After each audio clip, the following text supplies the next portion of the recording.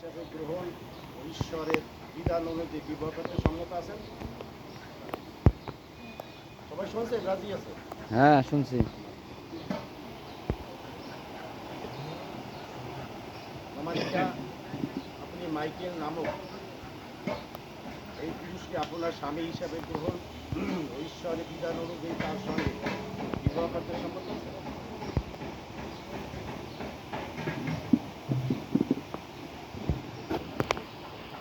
তারা রাজি আছে না? ছেলে মেয়ে রাজি?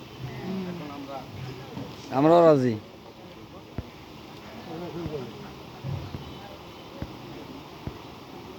ছেলের মেয়ের বাবা আছেন? জি। মেয়ের বাবা